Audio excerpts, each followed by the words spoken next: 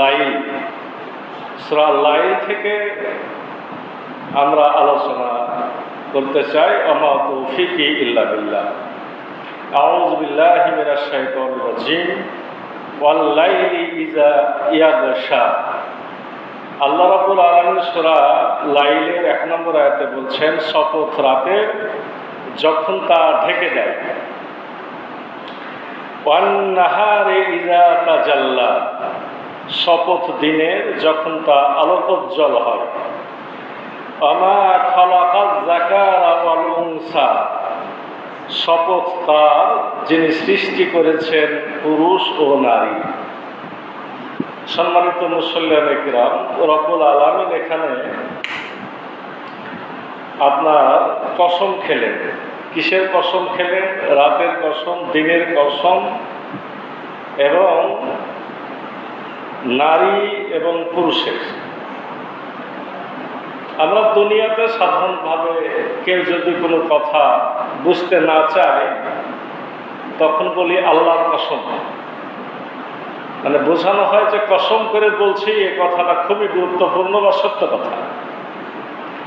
আল্লাহর কসম কেন খায়? যেহেতু রব্বুল আলামিন আমাদের বিচার আচার করবেন, আমার এই ভয় আছে, অতএব আল্লাহর কসম করে বলছে এটা সত্য। যদি মিথ্যা হয় তাহলে হিসাব আল্লাহ নেবে।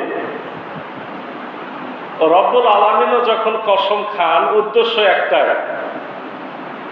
যে আমরা যাতে কথাগুলো বিশ্বাস করি। তবে রব্বুল আলামিন কিসের কসম খান? যে বিষয়ে তিনি আলোচনা করতে চাচ্ছেন ওই বিষয়ের সাথে সম্পর্কযুক্ত কোন জিনিসের কসম খান, যাতে বিষয়টি আরো পরিষ্কার হয়। এখানে আল্লাহ রাতের কসম খেলেন, এবং যখন রাতটা কি হয়, অন্ধকার হয়ে যায়, যখন তা ঢেকে যায়, অর্থাৎ রাত্রি আসলে দিনের আলোটা ঢেকে অন্ধকার হয়ে যায়। অন্নাহারে ইযা তাজাল্লা। আর দিনের কসম যখন তা আলোকোজ্জ্বল হয়, অর্থাৎ শুধু দিনের এবং রাতের তিনি কসম খান নাই।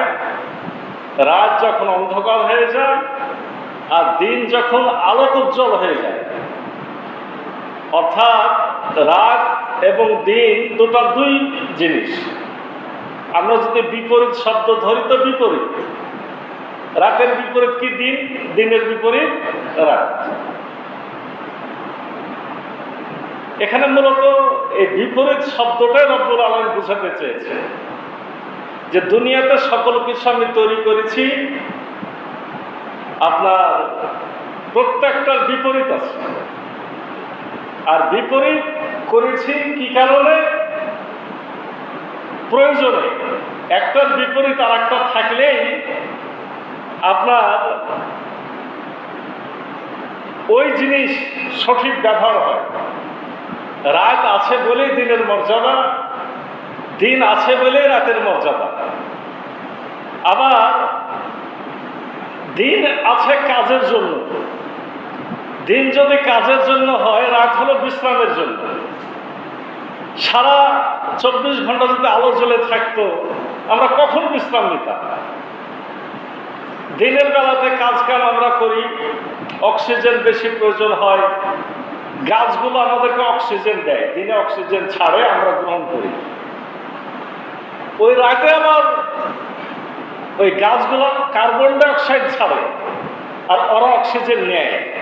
তার মানে বলে তোমরা এখন ঘুমায় যাও, এখন আমাদের দরকার। রাতে গাছ আমাদের পাহারা দিয়ে রাখছে, দিনে আমাদেরকে সাহায্য করছে। এইভাবে প্রত্যেকটা বিপরীত জিনিস আল্লাহ তৈরি করেছেন প্রয়োজন। যেমন রব্বুল আলামিন 3 নম্বর আয়াতে বলছেন, ওমা খালাকাজ যাকারা ওয়াল উনসা। শপথ তার যিনি সৃষ্টি করেছেন পুরুষ এবং নারী। তাহলে নারীর বিপরীত পুরুষ, পুরুষের বিপরীত নারী, দুটা কিন্তু দুই রকম।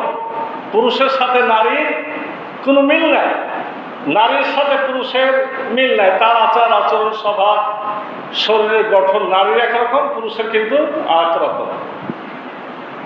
আবার পজিটিভ নেগেটিভ পুরুষ নারী আছে বলেই আমাদের এই মানুষের আপনার সৃষ্টি, দুনিয়াতে আমাদের ক্রমান্বয়ে বৃদ্ধি এটা সম্ভব হচ্ছে। শুধু পুরুষ করে আল্লাহ ছেড়ে দেন নাই, আবার শুধু নারী দিয়ে আল্লাহ ছেড়ে দেন। আল্লাহ দুটো জিনিস আমাদের প্রয়োজনের জন্যই দিয়েছেন। এখানে একটা প্রশ্ন আসতে পারে যে দুনিয়াতে পুরুষ আছে নারী আছে, আল্লাহ বলছেন যে আমি দুটা তৈরি করেছি। আল্লাহ তো বললেন দুটা, তাহলে মাঝামাঝি একটা তো দেখা যায়, যেটা আমাদের সমাজে হিজড়া বলে পরিচিত। আল্লাহ তো তার কথা এখানে বলেন নাই। আসলে আল্লাহ সেটা তৈরি করেন না। আপনাদের বোঝার জন্য বলছি, আল্লাহ তাদেরকে তৈরি করেন না। তারা যে রূপেই থাকুক না কেন, তারা হয় পুরুষ অথবা তারা নারী। কোরআন তো মিথ্যা না। ব্যাপারটা হলো যে পুরুষ হিসেবে তার জন্ম হয়েছে, তবে তার পুরুষ হওয়ার জন্য যতগুলা গুণ দরকার তার কিছু কি আছে, কমতি আছে। অথবা নারী হিসেবে তৈরি হয়েছে, মানুষের অসুখ হয় না। নারী সে আসলে নারী, কিন্তু অসুখের মতো তার কিছু নারীর গুণের কি আছে, ঘাটতি আছে। এটা অসুখ। এজন্য আজকে আপনারা সচেতন হন। আপনার সমাজও যদি এরকম কেউ তৈরি হয়, কোনো না কোনো পিতা মাতার ঘরেই তো হবে, তাই কি না?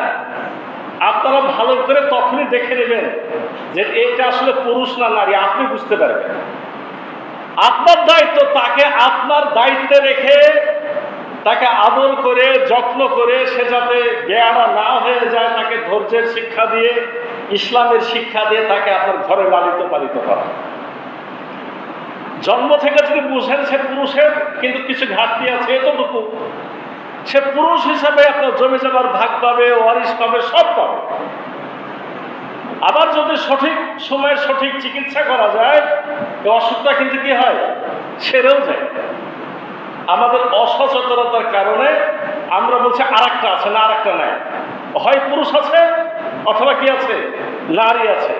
এটা একটা গুরুত্বপূর্ণ কথা। আল্লাহ বলছেন যে তিনি সৃষ্টি করেছেন কি পুরুষ এবং নারী, তিনি আর একটা কিন্তু বলেন নাই।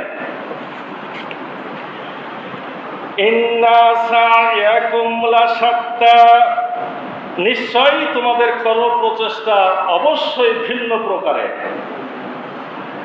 এখানে আসল কথা খেয়াল করেন, আল্লাহ কসম খেলেন। কিসের কসম খেলেন? রাতের কসম খেলেন, দিনের কসম খেলেন, পুরুষ নারীর কসম খেলেন। প্রত্যেকটা যে বিপরীত তিনি সেটা বুঝালেন, প্রত্যেকটা যে প্রয়োজন সেটা তিনি বুঝালেন। প্রত্যেকটা বস্তুর মধ্যে কিন্তু নেগেটিভ পজিটিভ আছে। এই বিদ্যুতের আলো যে জ্বলছে তাতেও কি আছে, পজিটিভ নেগেটিভের প্রয়োজন আছে। ইলেকট্রন, প্রোটন, নিউট্রন, একেবারে অনুপরমাণু ভাঙলে এগুলো পাওয়া যায়। সেখানে পজিটিভ নেগেটিভ আছে বলে সেখান থেকে পারমাণবিক বোমা তৈরি করা সম্ভব হয়েছে। আল্লাহ এই বিপরীত দুটা ধারা বলার পরে বলছেন যে ঠিক এরকম যেমন তোমরা চাক্ষুষ দেখছো সৃষ্টি জগতে পজিটিভ নেগেটিভ আছে, ঠিক তেমনি ভাবে তোমাদের কাজের মধ্যে দুটো প্রকার আছে। ইন্না সায়াকুম লাশাত্তা, নিশ্চয় তোমাদের কর্ম প্রচেষ্টা বিভিন্ন প্রকারের, মানে হয় ভালো প্রকার অথবা কি প্রকার, মন্দ প্রকারের। কাজের মধ্যে তোমাদের দুটো ধারা, ভালো এবং মন্দ।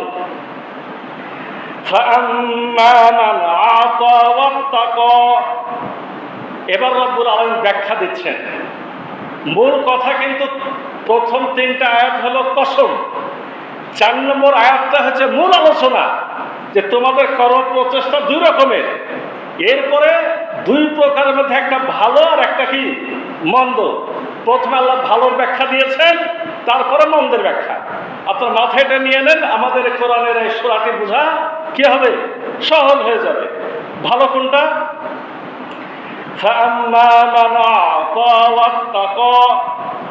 যে দান করেছে এবং যে তাকওয়া অবলম্বন করেছে। আর উত্তম যেটা সেটাকে সত্য বলে বিশ্বাস করেছে।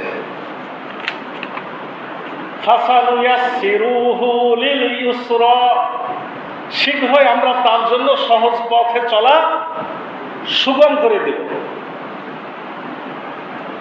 তাহলে কি হলো, আমরা সূরা বালাদ, এ সূরার আগে সূরা শামস, তার আগে সূরা কি আলোচনা করেছি, সূরা বালাদ। ওখানে কিন্তু সত্য পথে চলাটাকে কঠিন বলা হয়েছে। কি বলা হয়েছে? কঠিন। আকাবা বলা হয়েছে। আকাবা, আকাবা মানে সুড়ঙ্গ পথে চলা, অর্থাৎ সত্য পথে চলাটা কি কঠিন। কিন্তু আল্লাহ বলছেন যে এখানে আমি তাকে সহজ করে দিব। কঠিন পথ ঠিক আছে, কিন্তু কাদের জন্য সহজ হয়ে যাবে? আল্লাহ মাত্র এখানে কয়টা গুণ বললেন? 3টা গুণ। কয়টা গুণ? 3টা গুণ। 1 নম্বর হলো যে দান করেছে, যে কি করেছে? দান করেছে। 2 নম্বর হলো কি? যে তাকওয়া অবলম্বন করেছে।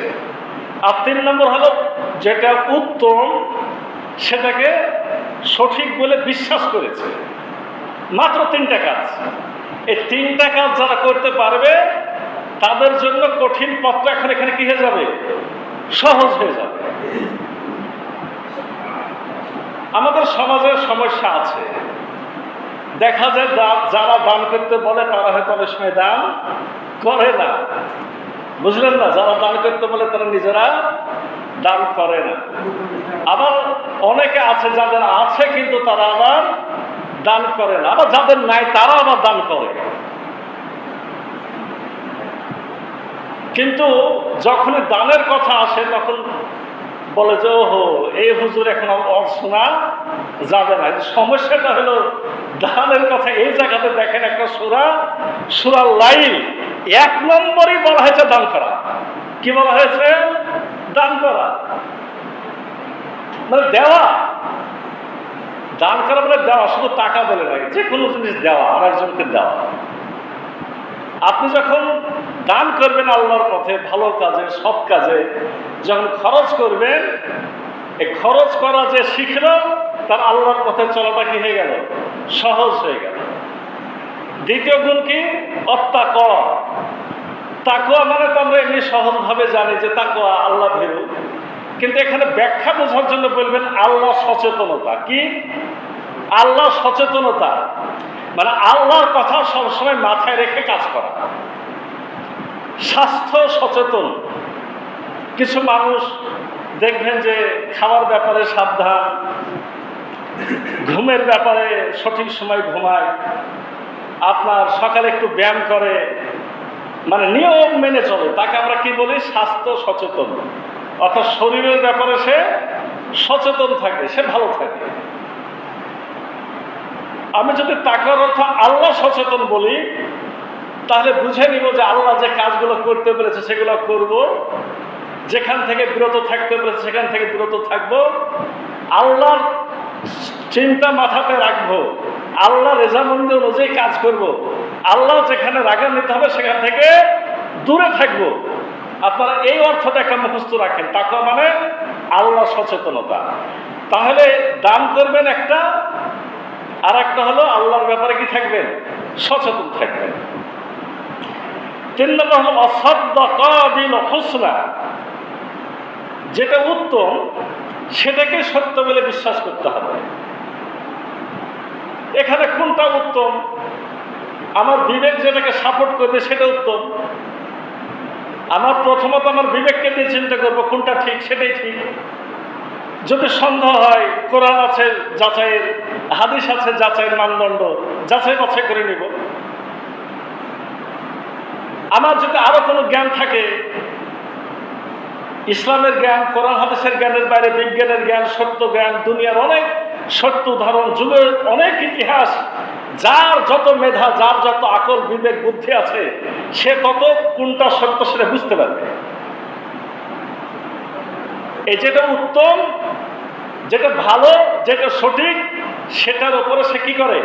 বিশ্বাস স্থাপন করে। এই 3টা গুণ যার থাকলো তার ব্যাপারে রব্বুল আলামিন রায় দিলেন ফাসানুয়াসসিরুহু লিল ইউসরা। আমি তার জন্য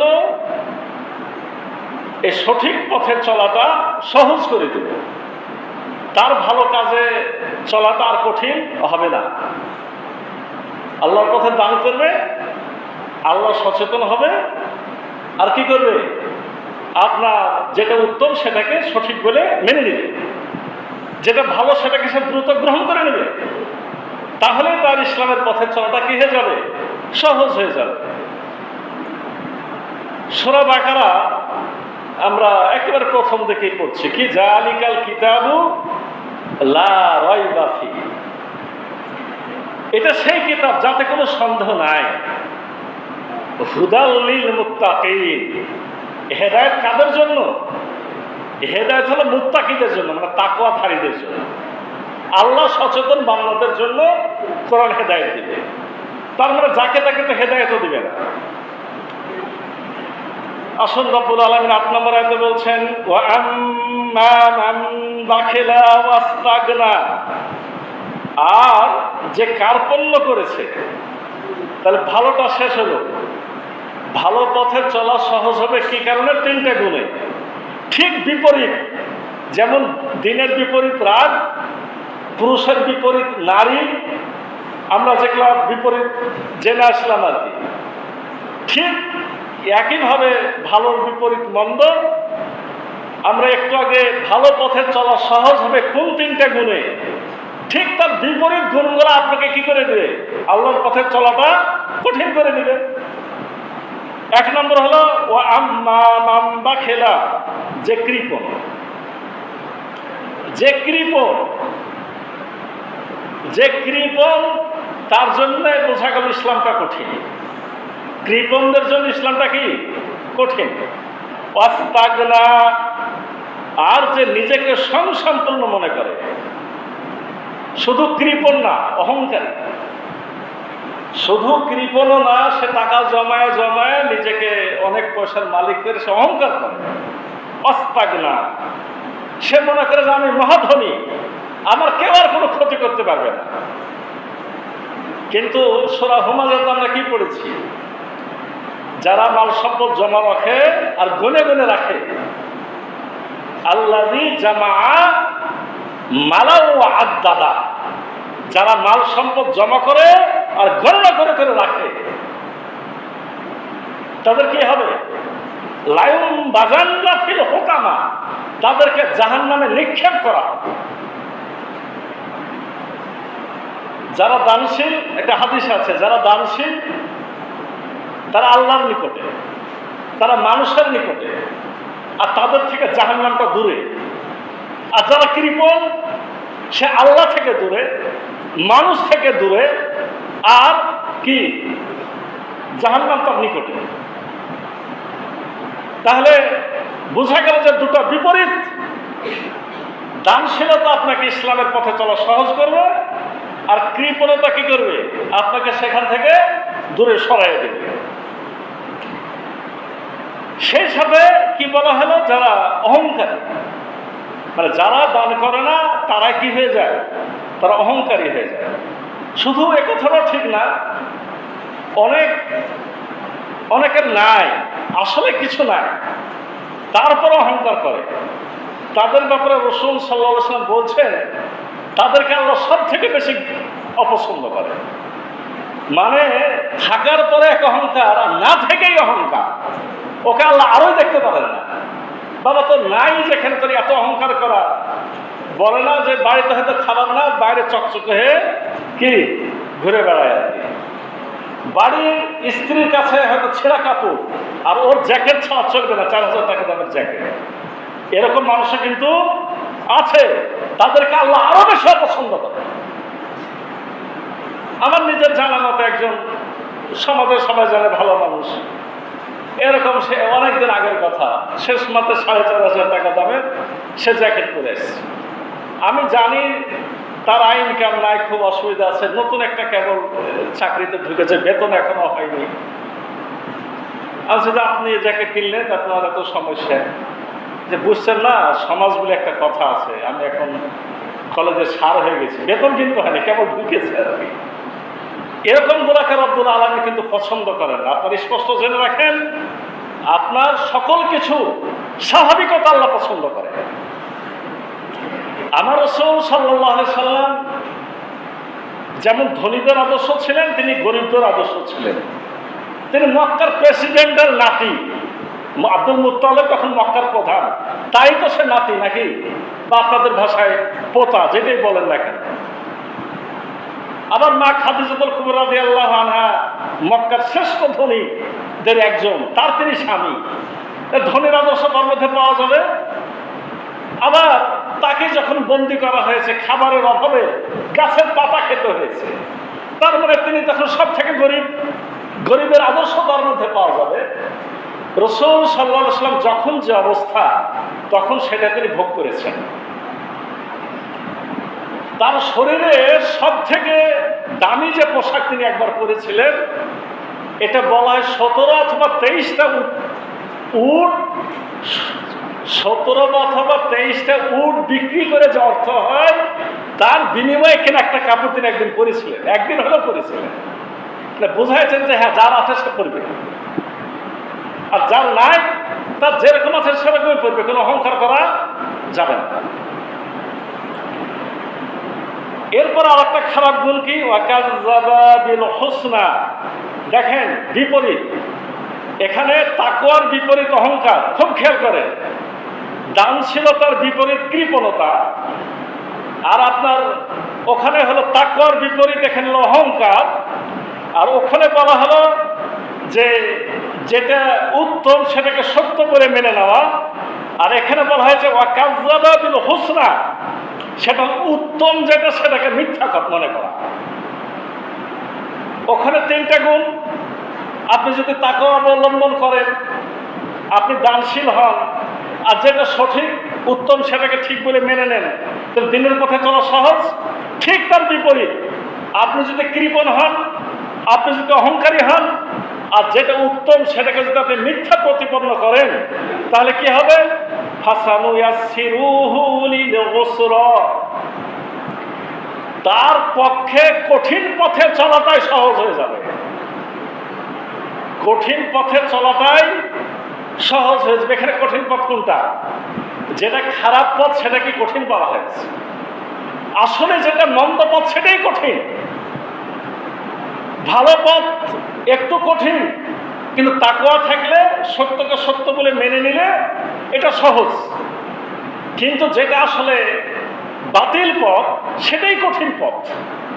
কেন বাতিল পথটা কঠিন পথ? এটা বিবেকে সাপোর্ট করে না। রব্বুল আলামিন যে আপনার বিবেক দিয়েছে, এই বিবেকে খারাপটাকে সবসময় বর্জন করে। যার ন্যূনতম বিবেক আছে, অন্যায় করার পরও সে কি হয়, তার ভিতরে সেটা আগুন দগ্ধ দহন করে।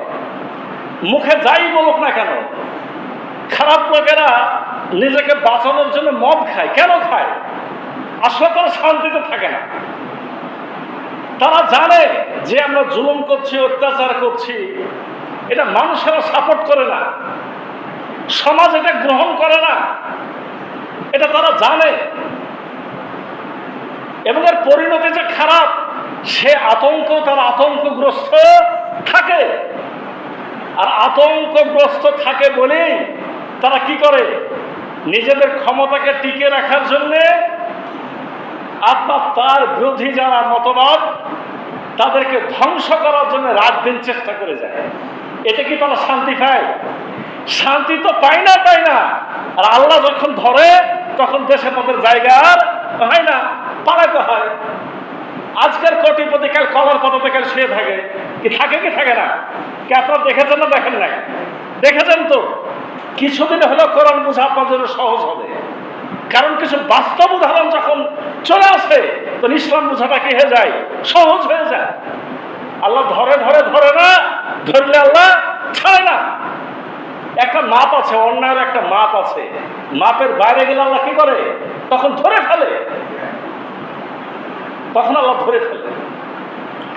তো রব্বুল আলামিন বলছেন যে অথচ এই অন্যায়গুলো যারা করবে, যারা কৃপণতা করবে, যারা অহংকারী হয়ে যাবে, যারা উত্তমকে উত্তম বলে মেনে না নিবে, কাজটা তো অবশ্যই কঠিন, খারাপ পথটা কঠিন পথ, তো ওই পথে চলাটা আমি কি করে দেব, সহজ করে দেব। এই যে আমরা 10টা আয়াত পড়ে ফেললাম, এটা কি বোঝা গেল? ভালো পথ বা হেদায়েতের পথ গ্রহণ করাটাও আমার দায়িত্বে, অন্যায় পথ খারাপ পথ গ্রহণ করাটাও আমারই দায়িত্বে। আল্লাহ বলছেন এই কাজ করলে তুমি ভালো পথের হেদায়েত পাবে, আর এই কাজ করলে তুমি কি হবে? তুমি খারাপ পথের পথ পেয়ে যাবে। আল্লাহর নীতি হলো যে যেটা চাবে আল্লাহ তাকে সেটাই দিবে। আমার আপনার সামনে দুটো পথই খোলা আছে। হাদাইনাহুন নাজদাইন, তোমাদের জন্য দুটো পথ আমি হেদায়েত, দুটো পথই খুলে দিয়েছি। ওয়াইম্মা শাকিরাও ওয়াইম্মা কাফুরা, শুকর আদায়কারী পথ খোলা আছে, কুফরি করার পথ খোলা আছে। যে যে পথে চলতে চাবে আমি সেই পথে চলাই সহজ করে দেব। তবে আমার একটা সীমা আছে, তার একটা আয়ু আছে, জীবন আছে। তারপরে আমি ঠিকই আখেরাতের কড়াই গন্ডা কিনব, হিসাবটা নিই। রব্বুল আলামিন 11 নম্বর আয়াতে বলছেন ওয়ামা ইউগনি আনহু মালুহু ইজা তারাদ্দা, আর তার সম্পদ তার কি কাজে আসবে যখন সে অধঃপতিত হবে। এখানকার 1 নম্বর ভালো গুণ বলা হয়েছিল দান করা, আর 1 নম্বর খারাপ গুণ হয়েছিল কৃপণতা করা। আল্লাহ তার একটা ব্যাখ্যা দিচ্ছেন যে আচ্ছা তোমার এই সম্পদ কি কাজে আসবে যখন তোমার ধ্বংস হয়ে যাবে, তুমি অধঃপতিত হবে বা তুমি মারা যাবে, যখন তুমি আর থাকবে না। এমনকি তুমি যখন অসুস্থ হয়ে যাও, এমন অসুখ ভালো হওয়ার সুযোগ থাকে না, তুমি মরে যাও, আমার কাছে চলে আসো, তোমার পতন হয়ে যায়, তখন কোটি কোটি টাকা 10টা ব্যাংকে 20টা ব্যাংকের টাকাগুলা আবার বিদেশের ব্যাংকের টাকাগুলো তোমার কি কাজে লাগবে? আল্লাহ নিজে এবার আদর করে বুঝাচ্ছে যে দেখো, এটা যদি মাথায় রাখো যে একটা সময়তে এগুলা কোনো কাজে লাগবে না, তাহলে তো তোমাদের ভালো হওয়াটা সহজ হয়ে যাবে। ইন্না আলাইনা লাল হুদা, নিশ্চয়ই আমাদের দায়িত্ব পথ প্রদর্শন করানো, সঠিক পথটা দেখিয়ে দেওয়াটা আমার দায়িত্ব। এটা আল্লাহর দায়িত্ব না? আল্লাহ কোরআন দিয়ে হাদিস দিয়ে পথটা দেখিয়ে দিয়েছেন। নবী রাসূল যুগে যুগে পাঠিয়ে যেমন পথ দেখিয়েছেন, যাদের কোরআন হাদিস জানা বোঝার সুযোগ হয়ও নি, তাদেরকে বিবেক নামক একটা আপনার বস্তু দিয়ে সত্য কোনটা মিথ্যা কোনটা বোঝার ক্ষমতা আল্লাহ দিয়ে দিয়েছেন। এটাই হলো আল্লাহ কি পথ দেখিয়ে দেওয়ার দায়িত্ব।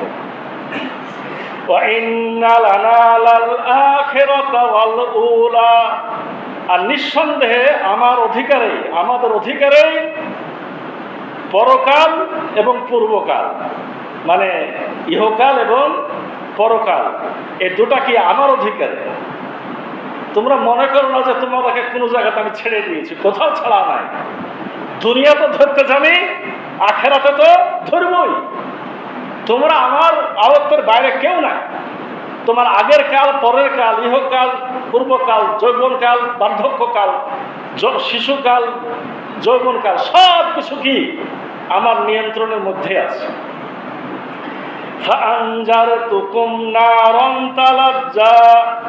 অতএব আমি তোমাদের সতর্ক করে দিয়েছি লেলিহান আগুন সম্পর্কে। আল্লাহ আবার মনে করে দিলেন যে সব কিছু বললাম, ইহকাল পরকালের কথাও জানালাম, ভালো মন্দ পথের কথাও বুঝালাম, এরপরে সতর্ক করছি কিন্তু সে আগুন সম্পর্কে। আগুনের ব্যাখ্যা অনেকবার আপনারা শুনেছেন, শুধু আজকে ওই হাদিসটার কথা একবার মনে নিয়ে নেন যে আগুন কত শক্ত। জাহান্নামের আগুনের একটা কয়লা সব থেকে যার কম শাস্তি হবে, সব থেকে যার কম শাস্তি হবে, তার পায়ের নিচে আগুনের একটা কয়লা রাখা হবে, জাহান্নামের আগুনের কয়লা। তাতেই মাথার মগজ টকবক করে ফুটবে। আর কোনো ব্যাখ্যার দরকার আছে? এরপর আগুনের তো অনেক ব্যাখ্যা আছে, জাহান্নামের অনেক ব্যাখ্যা আছে। নারুল্লাহ, আল্লাহ বলছে আল্লাহর আগুন, মানে আমি এটা তৈরি করেছি। অন্ধকার, গভীর কালো অন্ধকার আগুন। এই আগুনের তেজ দিন দিন বৃদ্ধি পেতেই আছে। জান্নাতীদের জন্য জান্নাত যেমন সাজানো চলতেই আছে, জাহান্নামীদের জন্য জাহান্নামের শাস্তির ব্যবস্থাপনা এভাবে তৈরি হতেই আছে। এই ভয়ঙ্কর আগুনের সতর্কতা আল্লাহ এখানে করে দিলেন। লা ইয়াসলাহা ইল্লাল আসকা। ওই আগুনে প্রবেশ করবে কারা? যারা নিতান্ত হতভাগা, তারা হতভাগ্য যাদের। এখানে একটা উত্তর আর একটা আপনাদের বলতে হবে। তাহলে দুর্ভাগা আর আপনার সৌভাগা, আমরা ভাগ্যের কথা তো বলি, সৌভাগ্যবান দুর্ভাগ্যবান।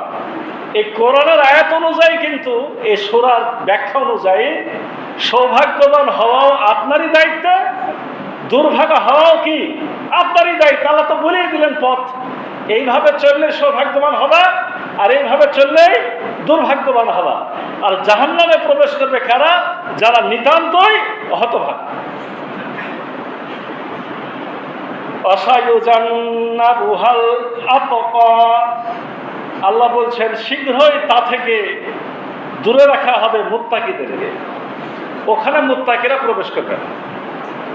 যারা আল্লাহ সচেতন তারা তো ওখানে প্রবেশ করবে না। তারা তো দুনিয়াতে কষ্ট পেয়েছে, ভালো পথে চলার জন্যে দুনিয়া ছেড়ে তাকে অনেক নির্যাতন, জুলুম, অত্যাচার ভোগ করতে হয়েছে। অতএব যারা মুত্তাকি, আল্লাহ সচেতন, একটু আগে বলছিলাম স্বাস্থ্য সচেতন যারা, তারা কিন্তু একটু কষ্ট করে না। এটা খাবো, ওটা খাবো না, ওটা মন চাই, তা আমি ওটা কি করবো না, আমি ওটা গ্রহণ করব না। আমার জিহ্বাতে রস চলে আসছে, তা আমি ওটা স্বাদ নিব না। তাহলে যারা আল্লাহ সচেতন তারা কি করে? ঠিক স্বাস্থ্য সচেতন যারা নিজেদেরকে ভালো রাখার জন্য চেষ্টা করতে যে একটু কষ্ট পায়, যারা আল্লাহ সচেতন তারা কি আল্লাহর পথে চলতে যে একটু কষ্ট পায়, একটু বেছে বেছে চলতে হয়। তাকওয়ার ব্যাখ্যা তো হলো এটাই, যেমন আমরা বাংলাতে অর্থ করি পরহেজগার। পরহেজগারটা আরবি শব্দ না, বাংলা শব্দ না, এটা যথাসম্ভব উর্দু অথবা ফার্সি শব্দ। পরহেজগার মানে হলো পরহেজ করে চলা, পরহজি। আমাদের দেশে গরুর গোশত না খেলে কি বলে যে পরহজি। এই কথাটা আসলে ওখান থেকে এসেছে, মানে লোকটা গরুর গোশত খাবে না, এটা না খেয়ে অন্য কিছু খাবে, বেছে বেছে খায়। ঠিক যারা তাকওয়াবান তারা কি করে? তাদেরকে দুনিয়াতে কিছু বেছে বেছে চলতে হয়। এজন্য তাদের কি করতে হয়? কিছু কষ্ট পেতে হয়। এই দুনিয়াতে যারা কষ্ট করে বেছে বেছে খারাপগুলো ত্যাগ করে ভালোগুলো গ্রহণ করে চললো, তাদের জন্য কি হবে? তারাকে রব্বুল আলামিন এই জাহান্নামের আগুন থেকে দূরে রাখবে, তাদেরকে জাহান্নামে প্রবেশ করতে হবে না। আল্লাযী ইউতি মালাহু ইয়াতাযাক্কা। তাদের আরেকটা গুণ হলো তারা ধন সম্পদ যে দান করে। কেন করে? নিজের আত্মশুদ্ধির জন্য। কি কারণে দান করে? আত্মশুদ্ধির জন্য। দান করলে কিন্তু মালও শুদ্ধ হয়, আত্মাও শুদ্ধ হয়। আল্লাহ রাসূল সাল্লাল্লাহু আলাইহি ওয়াসাল্লাম হাদিসে বলছেন যে তোমরা আল্লাহর পথে একটা খেজুর দান করে হলেও কি করো? নিজেকে জাহান্নাম থেকে বাঁচাও। তাহলে দান করলে যেমন জাহান্নাম থেকে বাঁচা যায়, নিজের আত্মা পরিশুদ্ধ হয়। আত্মা কিভাবে পরিশুদ্ধ হয়? দান যারা বেশি করে তাদের লোভ, লালসা এগুলো কমে যায়। লোভ লালসা কমে কি হয়? মানবতা, অন্যজনের ভালো থাকুক এরকম একটা চেতনা জাগ্রত হয়। এতে করে আত্মাটা পরিশুদ্ধ হয়। আর রাসূল সাল্লাল্লাহু আলাইহি ওয়াসাল্লাম বলছেন যাকাত দিলে কি হয়? মাল পরিশুদ্ধ হয়ে যায়। যাকাত যখন দেন, ধনীর সম্পদে গরিবের অধিকার থাকে। ফি আমওয়ালিহিম হাক্কুল লিসাইল ওয়াল মাহরুম। তোমাদের সম্পদে কি আছে? হাক্কু, অধিকার আছে। লিসাইল, যারা প্রার্থী, অল মাহরুম, যারা বঞ্চিত, তাদের অধিকার আছে। তার মানে ওদের অধিকারটা যখন আপনি দিয়ে দিলেন, তার মালটাও পরিশুদ্ধ হয়ে গেল। তাহলে দান করলে কয় টাকা লাভ হলো বলেন? আত্মা পরিশুদ্ধ হলো, মালটা পরিশুদ্ধ হইল, আর জাহান্নাম থেকে কি হলো? বাঁচা গেল। ওয়ামা লিআহাদিন ইনদাহু মিন নি'মাতিন তুজ্জা, আর তার নিকট কারো এমন কোনো অনুগ্রহ নেই যার প্রতিদান দিতে হবে। এ কথাটা একটু শক্ত মনে হচ্ছে, আসলে সোজা। রব্বুল আলামিন বলছেন যে যারা দান করে তারা অন্যের অনুগ্রহের আশাতে দান করে না। তার মানে আমি আপনি যখন দান করবো, দানের বিনিময়ে কিছু পাবো, এ আশা করা কিন্তু যাবে না। এই ব্যাখ্যাটা বোঝার জন্য তাফসীর কারকগণ একটা উদাহরণ নিয়ে এসেছেন যে এটা নাজিল হয়েছে হলো আবু বকর সিদ্দিক রাদিয়াল্লাহু আনহুর ব্যাপারে। আপনারা যদি সেটা শোনেন তাহলে পরিষ্কার হবেন। সেটা কি? আবু বকর সিদ্দিক রাদিয়াল্লাহু আনহু মক্কাতে থাকতে যখন গরিব দাস শ্রেণীর মানুষেরা ইসলাম গ্রহণ করলো, তখন তাদের উপরে চরম জুলুম নির্যাতন শুরু হয়ে গেল। আবু বকর সিদ্দিক রাদিয়াল্লাহু আনহু যেহেতু ধনী ছিলেন, ধনী সাহাবী, অর্থকড়িকার ছিল, এই গরিব মানুষগুলোকে তখন তিনি কিনা শুরু করলেন। মানে তখন তো মানুষকে কিনা বেচা হতো। তাহলে আপনার মনে করেন যে একজন দাস আছে, টাকা দিয়ে ওর কাছ থেকে কিনে তিনি মুক্ত করে দিতেন। ওনার তো দাস করার ইচ্ছা নাই, বুঝতে পারেন না? ওই জুলুম থেকে বাঁচানোর জন্য কি করতেন? বেলাল রাদিয়াল্লাহু আনহুকে তিনি মুক্ত করেছেন। আবু বকর সিদ্দিক রাদিয়াল্লাহু আনহু অর্থ দিয়ে তাকে কিনে মুক্ত করে দেওয়া, স্বাধীন করে দেওয়া। এবং রাসূলুল্লাহ সাল্লাল্লাহু আলাইহি ওয়াসাল্লাম বলেছেন যে ব্যক্তি আরেকজন ব্যক্তিকে এভাবে মুক্ত করলো, তার প্রত্যেকটা অঙ্গের বিনিময়ে জাহান্নাম থেকে তাকে নাজাত দেওয়া হবে। মানে এখন আমাদের সুযোগ পাচ্ছি না। সুযোগ আছে, এখনো যারা অন্যায়ভাবে বন্দী হয় তাদের জন্য খরচ করলে নেকিটা পাওয়া যায়। আমি একজনকে মুক্ত করলাম মানে তার চোখের বদলে আমার চোখ জাহান্নাম থেকে মুক্ত, তার হাতের বদলে আমার হাত জাহান্নাম থেকে মুক্ত, তার পায়ের বদলে আমার পা জাহান্নাম থেকে মুক্ত। তা আবু বকর সিদ্দিক রাদিয়াল্লাহু আনহু কাজ করেছেন এর জন্য, তাই কি না? কিন্তু তার আব্বা কুহাফা, আবু কুহাফা, উনি ছিলেন কাফের। উনি এটা সহ্য করছিলেন না। তার বেটার ছেলেকে বলছিলেন যে আচ্ছা, তুমি যখন এরকম কৃতদাস ক্রয় করে মুক্তই করবে, একটু ভালো দেখে, সুঠাম দেখে, একটু ধনী দেখে, মানে যারা তোমার উপকার করতে পারবে এরকম দেখে মুক্ত করো, তাহলে আপদে বিপদে তোমার পাশে এসে দাঁড়াতে পারবে। তার আব্বা তাকে বুদ্ধি দিচ্ছে। রব্বুল আলামিন বলছেন যে না, যারা এরকম সত্যিকারের দানশীল তারা কোনো প্রতিদান লাভের আসার জন্য এই কাজগুলা করে না। এখান থেকে তাহলে আমাদেরও শিক্ষা। অনেক সময় অনেক দানের সময় আপনার মাথাতে আসতে পারে যেটাতে আমার এই লাভ হবে, এরকম চিন্তা করা যাবে না। মনে করতে হবে আল্লাহর হস্তেটা দিলাম, আল্লাহ যেন এটা কি করে? কবুল করে। আর দুটো আয়াত, 20 নম্বর আয়াত আল্লাহ বলছেন ওয়া ইল্লা বিতিগা ওয়াজহি রাব্বিহিল আ'লা,